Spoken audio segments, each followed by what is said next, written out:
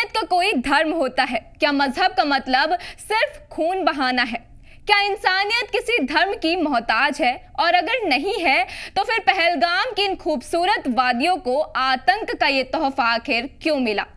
जम्मू कश्मीर के पहलगाम की वादियों में हुई इस बर्बरता ने न केवल हमारे दिलों को छलनी किया है, बल्कि हमारी इंसानियत पर भी सवाल खड़े कर दिए हैं।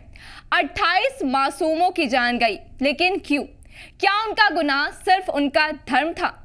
नमस्कार, मैं हूं आपके साथ अदिति मिश्रा और आज हम बात करेंगे उस वहशीपन की जिसने न केवल जम्मू कश्मीर को बल्कि पूरे देश को हिला कर रख दिया है।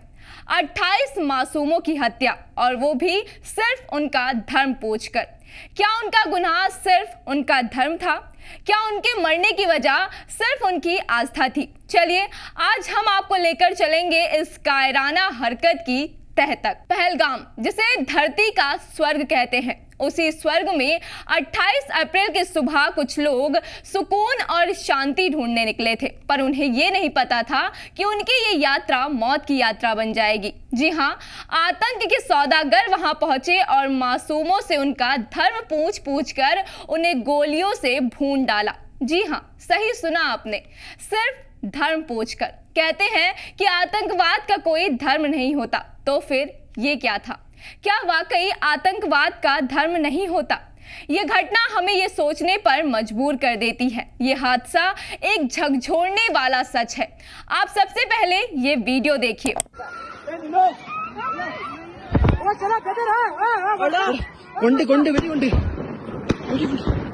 इस वीडियो में आतंकियों ने लोगों को पहले एक कतार में बैठाया और फिर उनसे कहा कि कलमा पढ़ो, और फिर क्या?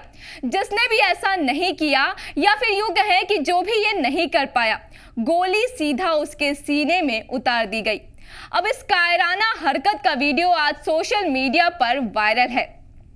वो कहते हैं कि धर्म हमें इंसानियत सिखाता है, लेकिन इन जहरीले विचारधाराओं ने इंसानियत को भी शर्मसार कर दिया है। क्या आप सोच सकते हैं कि एक माँ अपने बेटे की जान की भीख मांगती रही, लेकिन आतंकियों का दिल नहीं पसीजा? यह हमला न केवल आतंकवाद का एक काला चेहरा दिखाता है, बल्कि उनकी साजिश को भी उजागर करता है। अब जिन्हें लगता है कि धर्म पूछकर इंसानों को मार देना बहादुरी है, तो नहीं, वो ये जान ले कि ये एक कायरता है और भारत इसे सहन नहीं करेगा। अब इस मामले पर प्रधानमंत्री नरेंद्र मोदी ने इस बर्बरता के खिलाफ क्या कहा है, जरा सुनिए। मैं बहुत स्पष्ट शब्दों में कहना चाहता हूं, जिन्होंने ये हमला किया है, उन आतंकियों को और इस हमले की साजिश रचने वालों को उनकी कल्पना से भी बड़ी सजा मिलेगी। आतंकियों और उनके समर्थकों को मिट्टी में मिला देंगे। ये लड़ाई आतंकवाद के खिलाफ है और उनके आकाओं के खिलाफ है, और भारत हर एक आतंकी को पहचान कर सजा जरूर देगा। ये शब्द हर भारतीय के गुस्से को आवाज दे रहे थे। प्रधानमंत्री ने साफ कर दिया है कि आतंकवाद के खिलाफ ये लड़ाई केवल पहलगाम तक सीमित नहीं रहेगी।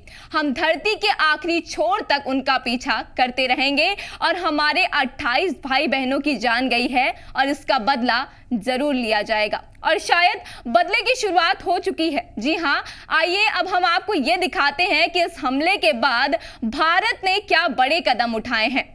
हमले में शामिल 2 स्थानीय आतंकियों पर बड़ी कार्रवाई की गई है। पहले आतंकी का घर बुलडोजर से गिरा दिया गया और दूसरे आतंकी के मकान को आईडी ब्लास्ट से उड़ा दिया गया। ये कदम न केवल आतंकियों के खिलाफ है, बल्कि उन सभी लोगों को लिए चेतावनी है जो उन्हें पनाह देते हैं। ये संदेश स्पष्ट है, आतंकवाद को किसी भी कीमत पर बर्दाश्त नहीं किया जाएगा। भारत ने इस कार्रवाई के साथ एक और बड़ा कदम उठाया है। वो कदम है सिंधु जल संधि पर पुनर्विचार। भारत ने यह स्पष्ट कर दिया है कि अब वो अपने जल संसाधनों का इस्तेमाल देश हित में करेगा, लेकिन अब भारत के इस कदम के बाद पाकिस्तान तिलमिला गया है। पाकिस्तान ने इसे युद्ध की धमकी करार दिया है, लेकिन पाकिस्तान को उसकी नापाक हरकतों का करारा जवाब मिलना चाहिए, जो कि उसे अब भारत देगा। हमारी इस रिपोर्ट का उद्देश्य किसी भी धर्म या समुदाय को निशाना बनाना नहीं है, लेकिन ये शब्द उन जहरीले सोच रखने वालों के लिए है जो जिहाद के नाम पर मासूमों की जान लेते हैं। कोई भी धर्म इतना तो गिरा हुआ नहीं हो सकता कि वो मासूमों के खून को जायज ठहराए। भारत ने हमेशा शांति और भाईचारे का संदेश दिया है, लेकिन जब बात हमारी सुरक्षा और इंसानियत की होती है तो भारत चुप नहीं बैठ सकता। हमारी इस रिपोर्ट का उद्देश्य किसी भी धर्म या समुदाय को निशाना बनाना नहीं है। ये उन जहरीले सोच रखने वालों के लिए है जो जिहाद के नाम पर मासूमों की जान लेते हैं। कोई भी धर्म इतना तो गिरा हुआ नहीं हो सकता कि वो मासूमों के खून को जायज ठहराए। भारत ने हमेशा शांति और भाईचारे का संदेश दिया है, लेकिन जब बात हमारी सुरक्षा और इंसानियत की होती है तो भारत चुप नहीं बैठ सकता। हम सबको एकजुट होकर आतंकवाद के खिलाफ खड़ा होना होगा। आज का ये संदेश है इंसानियत के लिए, न्याय के लिए और शांति के लिए, और साथ ही ये भी कि भारत आतंकवाद के खिलाफ लड़ाई में कभी भी पीछे नहीं हटेगा। ये थी हमारी आज की पूरी रिपोर्ट, जिसमें हमने आपको दिखाया कि कैसे पहलगाम में आतंकवाद का तांडव मचा और इसके खिलाफ भारत ने क्या बड़े कदम उठाए हैं। लेकिन अब सवाल ये है कि क्या भारत इन आतंकियों के आकाओं को करारा जवाब देगा? क्या पाकिस्तान की ये हरकत उसे दुनिया में और अलग थलग कर देगी? और आगे क्या होगा? आगे क्या होगा इसकी जानकारी हम आप तक पहुंचाते रहेंगे, लेकिन अब आपका क्या कहना है उस पूरे मामले पर, ये हमें जरूर बताइएगा और तब तक के लिए जुड़े रहिएगा हमारे साथ।